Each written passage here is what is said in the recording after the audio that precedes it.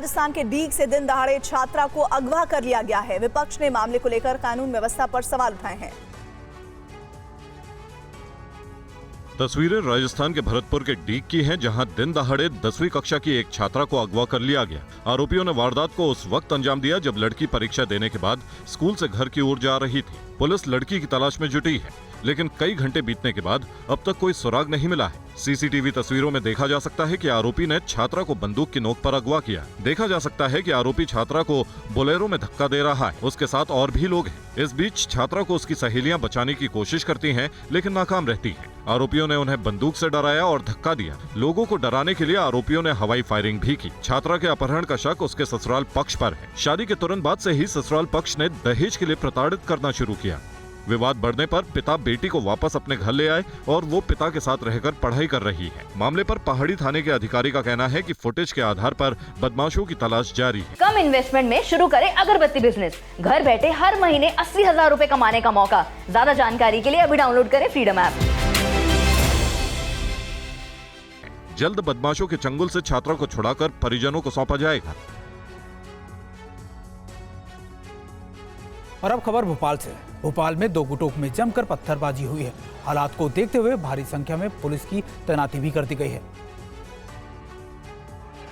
ये मध्य प्रदेश की राजधानी भोपाल के जहांगीराबाद का पुरानी गल्ला मंडी इलाका है, जहां छोटे से विवाद के बाद दो समुदायों में तनाव इतना बढ़ गया कि भारी संख्या में पुलिस बल की तैनाती करनी पड़ी। बताया जा रहा है कि ये बवाल पुराने विवाद के चलते हुआ है। विवाद के बीच लाठी डंडों से लैस लोग एक दूसरे के खिलाफ सड़कों पर उतर आए और जमकर उत्पात मचाया। एक व्यक्ति जो गिरफ्तार नहीं हुआ था, उसकी मौजूदगी को लेकर यहाँ पे दो पक्षों में विवाद हुआ और एक अग्रेसिव पार्टी जो पिछले झगड़े में पीड़ित पक्ष था, उनके द्वारा कुछ पथराव किया गया है। सीसीटीवी फुटेज के आधार पे उत्पाती लोगों को चिन्हित किया जा रहा है और उनके विरुद्ध प्रभावी कार्रवाई की जाएगी। इस लड़के को मारा है, ऐसे उनके ऊपर धारा 307 और 308 की। कौन सा क्राइम लगना चाहिए? क्या मीडिया को पता है ना? क्या इतने बड़े घाव में 307 नहीं लगेगी? अगर ये थोड़ा नीचे होता तो इसकी जान भी जा सकती थी। बवाल के बाद लोग एक दूसरे पर आरोप लगा रहे हैं। दूसरे पक्ष के लोग क्या कह रहे हैं, आइए सुनते हैं। उन लोगों ने तलवार डंडे लेके और औरतों ने हमला कर दिया। जो मिल लिया था उसे मार रहे थे। जिनके दरवाजे बंद के उनके दरवाजों पे तलवारें मारी। जबकि फेस 2 दिन से बंद है, उसके भाई भी बंद है, उनकी मम्मी को भी मारा उन लोगों ने। तबीयत गड़बड़ थी, उसको गली में बैठी थी, उसको भी मारा उनने। वो तो वहाँ से आए एकदम और आके जो मिल लिया था उसको भी मारते जा रहे थे। चंडीगढ़ नगर निगम की बैठक के दौरान जमकर हंगामा हुआ और नारेबाजी के बाद पार्षदों के बीच हाथापाई की नौबत क्यों आई, देखिए इस रिपोर्ट में। ये तस्वीर चंडीगढ़ नगर निगम की है, जहां पार्षदों के बीच गुत्थम गुत्थी हो रही है। बात नारेबाजी से शुरू हुई और फिर हाथापाई तक पहुंच गई। चंडीगढ़ नगर निगम की मीटिंग के दौरान उस वक्त हंगामा हुआ जब पिछले साल मेयर चुनाव में हुई गड़बड़ी के मामले को उठाया गया। कांग्रेस और आप के पार्षदों ने नारेबाजी शुरू कर दी और चुनाव में प्रिजाइडिंग ऑफिसर अनिल मसीह को चोर चोर कहने लगे और वेल में आ गए। इसके बाद अनिल मसीह और बीजेपी के अन्य पार्षद भी वेल में पहुंच गए, नारेबाजी शुरू कर दी। जो अभी कुछ समय पहले आपने अखबारों में न्यूज देखी थी कि एक मिट्टी घोटाला हुआ, उसको ये इस पूरे मुद्दे को डाइवर्ट करना चाहते हैं, उस पर आई वॉश करना चाहते हैं। सदन में इनकी सारी नाकामयाबी देखी गई है। नगर निगम में हंगामे के लिए मेयर कुलदीप बीजेपी को जिम्मेदार ठहरा रहे हैं। हुआ बहुत गलत हुआ है। इस तरह का जो बीजेपी को है ऐसा नहीं करना चाहिए था।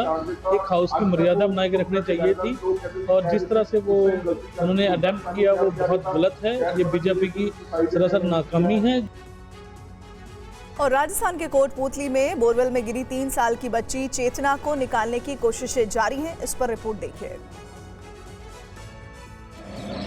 कोटपुतली के किरतपुरा गांव में बच्ची चेतना को बचाने के लिए एनडीआरएफ, एसडीआरएफ के साथ पुलिस प्रशासन की रेस्क्यू टीमें लगी हैं। बच्ची 700 फीट गहरे बोरवेल में 150 फीट की गहराई पर फंस गई थी। प्रशासन ने बच्ची को निकालने के लिए रिंग बनाया, जिसे उन्होंने गड्ढे में डालकर बच्ची को सफलतापूर्वक फंसा लिया और उसे ऊपर लाया जा रहा है। क्लिप लगा के उसको करीबन 30 फीट तक ऊपर ले आए और धीरे धीरे हम कोशिश कर रहे हैं कि उसको बिल्कुल स्लो मोशन में ऊपर ले आए। ऑक्सीजन की सप्लाई हमारी अभी जारी है और बाकी कैमरा हमने लगा रखा है और उसके अलावा एक अल्टरनेट व्यवस्था और भी हम करेंगे। अभी तो ये चल ही रहा है, उसके अलावा साइड में एक इस तरीके की बोरिंग करके और उस तरीके से भी हम कोशिश कर रहे हैं कि वो भी एक टीम अलग से लग जाए।